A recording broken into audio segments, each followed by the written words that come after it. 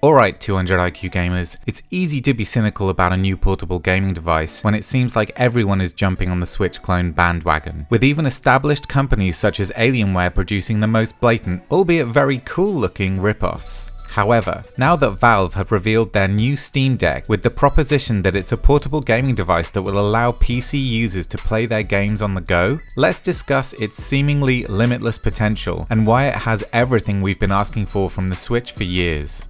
The Steam Deck may be a bit of an unwieldy beast, stretching the definition of the term handheld beyond what's reasonable, and Valve don't have the best track record with their hardware. However, Gabe Newell and his team have garnered a lot of faith from PC gamers by creating one of the most pro-consumer platforms in all of gaming with the Steam Store. You see, while Sony, Microsoft and Nintendo will create hardware and then do everything possible to restrict users' purchasing options on that hardware, Valve have created the Steam Deck to be quite literally a portable PC, meaning users can install whatever they want, from a different operating system such as Windows, to even rival software services such as the Epic Game Store. From an outside, short-sighted perspective, it might not seem like the most business-savvy approach to allow your users the freedom to do whatever they want with your hardware, but it's what keeps Steam users so loyal to the platform.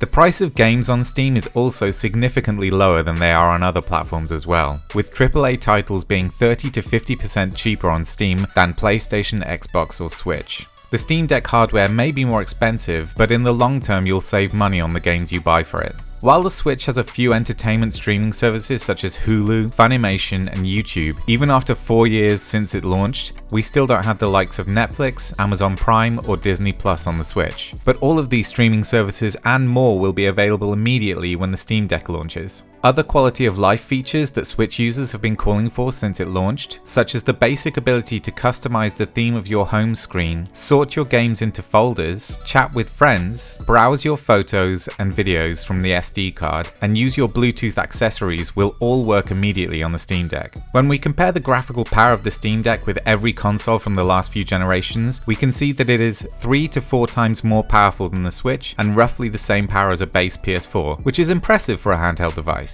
However, the major difference between this new generation and the previous generation is the insane increase in the speed of their storage devices. To give you guys some numbers, the PS4's hard drive can access 50 to 100 megabytes of data per second, while the PlayStation 5 has the ability to access 5.5 gigabytes of raw data per second or 8 to 9 gigabytes of compressed data per second. This means that the new NVMe solid-state hard drives are 50 to 100 times faster than the storage drives on previous generations consoles. And the result is not only shown in the often talked about faster load times, but in the seamless transitions between completely different environments. For example, in Spider-Man on the PS5, you can web sling from an inside to an outside environment instantaneously, whereas on the PS4, you would be presented with a half-minute loading screen when exiting the indoor environment. Or in Ratchet & Clank on the PS5, where you can instantaneously transition between the many worlds in the game. Over the next few years, as PC, Xbox, PlayStation and now Steam Deck developers take advantage of the speed of these new NVMe hard drives, this is where Nintendo could really fall behind.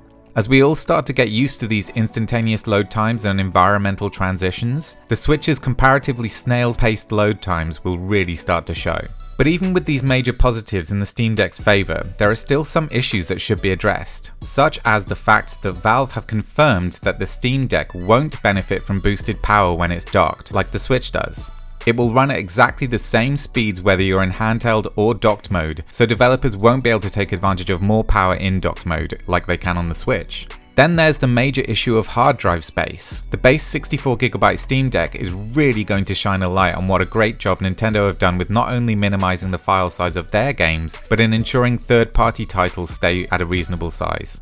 One of the major benefits of the Steam Deck over the Switch is that you'll get to experience full-fat PC games on a portable device, sure, but it should be made clear, full-fat PC games also come with full-fat file sizes. So with games like Call of Duty coming in at a whopping 175 gigabytes, the base model of the Steam Deck hasn't got a chance of storing it, and even the highest-end 512 gigabyte model is going to struggle with storing more than a few large games. But Aiden, I hear you scream, you can add an SD card to the Steam Deck just like you can with the Switch. That's very true indeed, my friend. But the fastest, most expensive SD cards have transfer speeds of 275 megabytes per second, while the average speed of most common SD cards operate at just 30 megabytes per second. By comparison, the most basic NVMe SSDs have speeds of 2 gigabytes per second, which is more than 66 times the speed of your average SD card.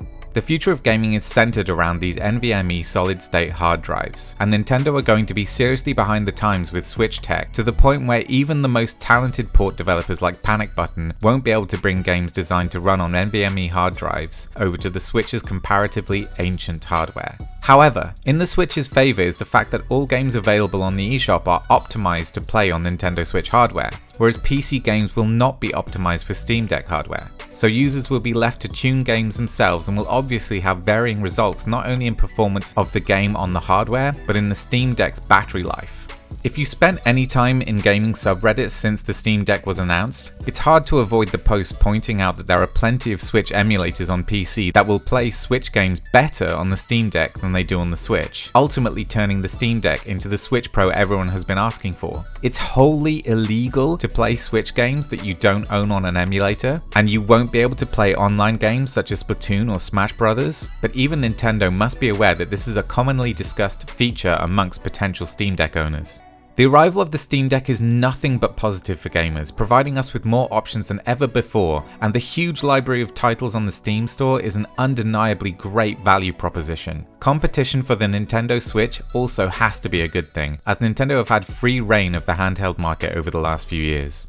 For me personally, I would rather play any of the generation-defining first-party Nintendo games on the Switch than most of the exclusive titles on any of these drastically more powerful consoles. One thing Nintendo fans can be sure of though, is that Nintendo will do its own thing and take a long time catching up to everyone else when it comes to its hardware. But can you imagine what Nintendo game developers could do with access to these new hard drives when they do finally adopt them? That's a future I can't wait to see, and in the meantime, I'm sure many of us will enjoy everything the Steam Deck has to offer.